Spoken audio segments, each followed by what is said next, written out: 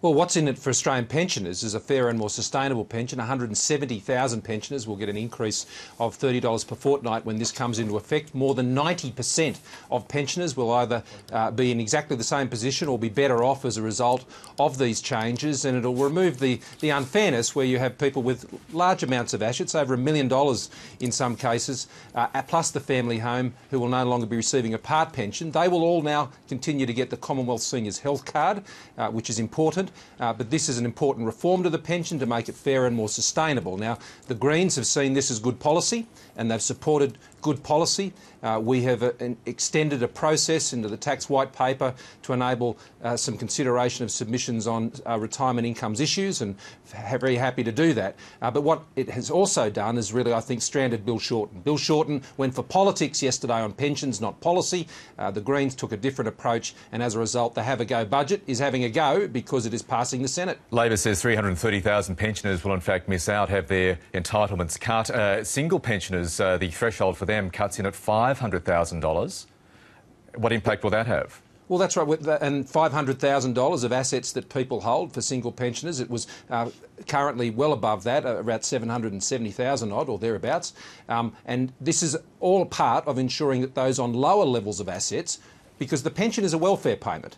It's not superannuation. We're not going to tax superannuation like Labor. That's people's own money that they've saved for. Those on a pension are on it because they need it, and we want to make sure that those who are on the lowest and modest levels of pension are able to get a pension increase. Labor was going to vote against a pension increase for those with low assets. Now, that's just all politics from Bill Shorten, and I think he's been caught out. He's stranded on an island of reactionary politics of his own making. The government has agreed, as you say, in return for the Greens agreeing to supporting this bill, to look at superannuation as part of your tax white paper, but the government has already ruled out adverse changes to super this term and changes next term. So you've got a predetermined position on this. It's a pretty good deal for you. You won't do anything on super. Well, our position is very clear. We won't be increasing taxes on superannuation, and we're not coming after. That's Bill Shorten's policy. He wants to tax superannuation. Excuse me for interrupting. Why have you put it on the agenda for the white paper if you're not going to do anything about it? Because that's the agreement we came to with the Greens, that they wanted submissions and an extension of process to consider those matters, and that's what we've agreed to. It's a pretty good deal there for you, though, isn't it? Well, the government has sought to have its measures passed through the Senate, and that's, I think, this is the single largest savings measure in this year's budget, and together with the small business package, which has already passed the Senate, the have-a-go budget is very much going forward very strongly, and it's because it's a good budget. It's a sensible budget. It has good policy in it, and those who can see good policy are supporting it.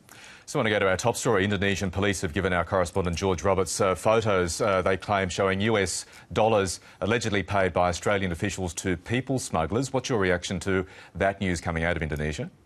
Well, I'm not surprised that people make allegations, but the government's Operation Sovereign Borders policy and program and initiative has ensured that people have always acted lawfully, and that was the case when I was Minister, and I have no doubt that that continues to be the case. And this policy, Operation Sovereign Borders, this entire program, has been extraordinarily successful. Now, it's had its critics from time to time, I dare say a few critics in the ABC from time to time, but I think the success of the policy has demonstrated its great merits.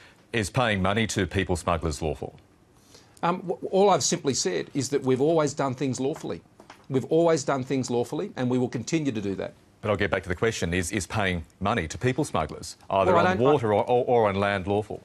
Well, what I'm saying is that, you know, you're asking a question based on an allegation, and I don't feel the need to respond to someone else's allegation. What I'm giving you an assurance is the government has always acted lawfully in relation to Operation Sovereign Borders, and that is the key issue. And has that involved Australian officials ever paying people smugglers? Well, as you would know, and most in the media would know, I've never commented on these matters. That was a policy that was put in place by General Campbell when he was the commander of Operation Sovereign Borders, and that there was clear necessity for those arrangements, and the necessity for those arrangements continue.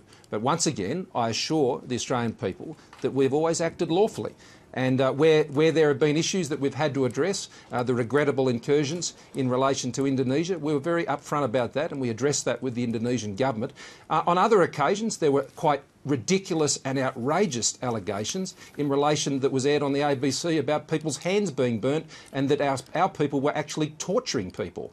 Now, I remember that very clearly, Michael, and I remember the haste with which that was reported as well. So I'm not necessarily drawing a link between these at all. But what I am saying is that Australian officers have always operated lawfully on Operation Sovereign Borders. OK, what do you think personally about the mere suggestion that Australian officials have paid money to people smugglers? Personal opinions are for journalists. They're not for politicians. Personal opinions, I'm a minister of the government. We run policy. We implement policy. Okay. And our policies are getting the results that have stopped the boats and stopped the deaths at sea and restored integrity to our refugee and humanitarian program, something that was said couldn't be done, particularly on your network. Now, you can be confused for thinking Australian voters getting mixed messages because Peter Dutton, the current Immigration Minister, and Julie Bishop are both initially firmly denied money was paid. Well, as I said, our officers have always acted lawfully.